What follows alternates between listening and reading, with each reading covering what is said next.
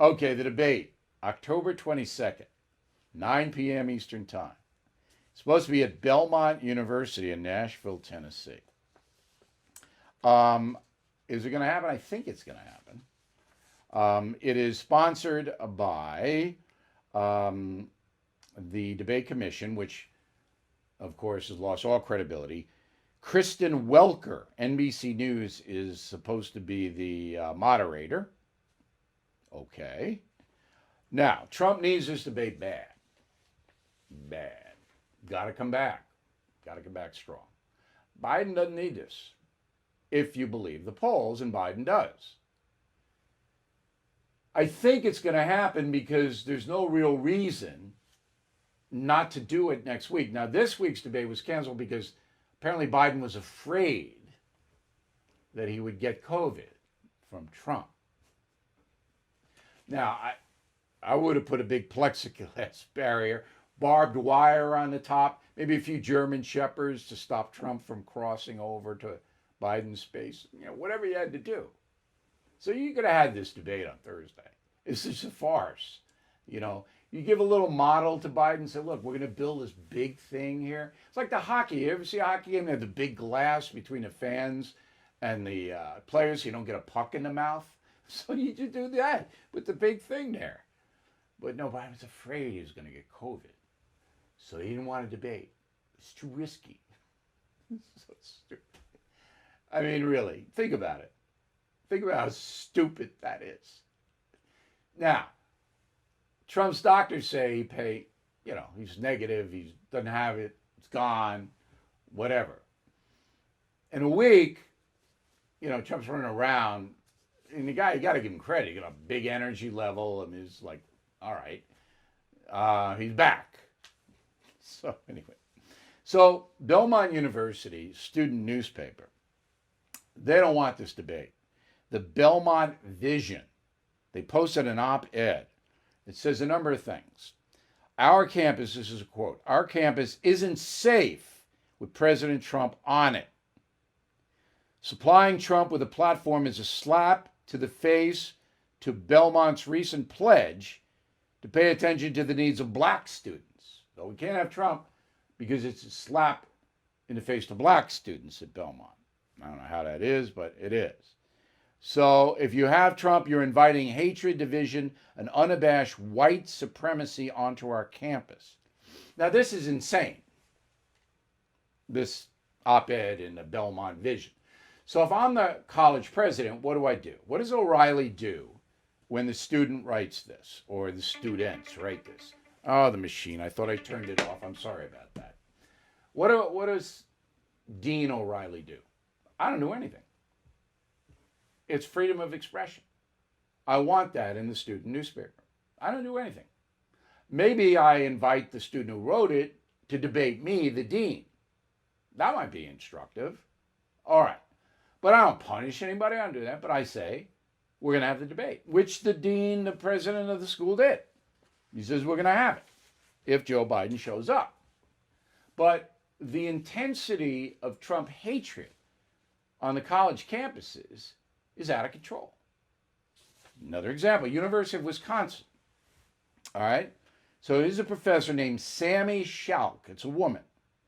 So Sammy Schauk, she objects to football being played. All right. Football at the University of Wisconsin, according to Professor Schauk, is a, quote, reflection of racism and capitalism, unquote.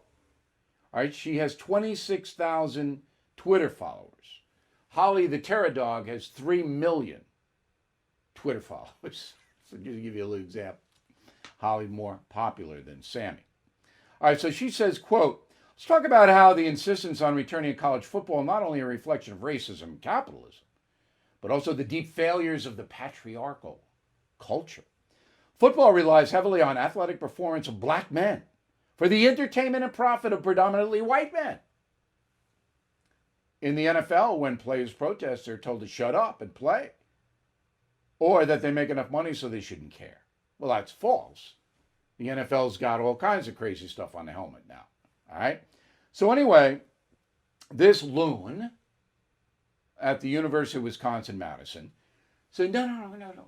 Capitalism, it's capitalism. Football's capitalism. Now, the football program, the Badgers, all right, they finance all the other sports programs, including the women's sports, okay? Because they don't make any money. The crew team, and badminton team, whatever team, financed by the football team.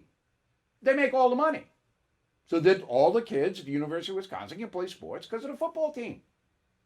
All right? And apparently, Professor Schalk doesn't understand that black Americans watch football at the same rate white Americans do. Oh, no. Black athletes exploited by those white people that we hate. Now, this is flat out ridiculous racism. Now, here, if I'm the dean, I take a little action. I bring the professor in. And I say, you know what? This does not reflect well on our university because this is racist. What you're saying. Absolutely racist. So stop. That's what I do. How about Smith College in Massachusetts? Notoriously crazy left. Notoriously. Okay. And always been that way. So there's a course that I would like to take. I'm going to see if I can do this online, called White Supremacy in the Age of Trump. I'd like to take that course, all right? It's taught within the Women and Gender Studies Department. Women and Gender Studies. When I was in school, they didn't have that. They didn't have the Women and Gender Studies back then, okay? Maybe they should have, but they didn't think of it. So here are some of the articles that I'm going to have to read when I take this course at Smith. American Exceptionalism Has to Die by Jason Wilson. Not Ready to Make Nice, Trump Voters and the Limits of Compassion and Civility by Tom Wise. That looks to me like if you vote for Trump, you're going to get beat up. What White Supremacists Know by Roxanne Dunmore Ortiz. Man, I'd like to know what white supremacists know because I don't know any white supremacists. Do you? I don't know any. I know thousands of people. I don't know any white supremacists. Why White Supremacy Has Always Been Mainstream by Stephen Kantrowitz. The Real Reason White People Say All Lives Matter, right, by John Hasted. And finally, This Is How to Survive White Supremacy by Stacy Patton. How to survive white supremacy. Okay, Smith College is located in Northampton, Massachusetts. I would have to do this online. I'm going to make an inquiry. I think they'd like to have me, right? Wouldn't you? If you were a teacher of this course, wouldn't you want to have me in there? We got to liven things up. Bill O'Reilly is back on TV and only on The First. No Spin News, every weeknight at 8 p.m. Eastern, only on The First.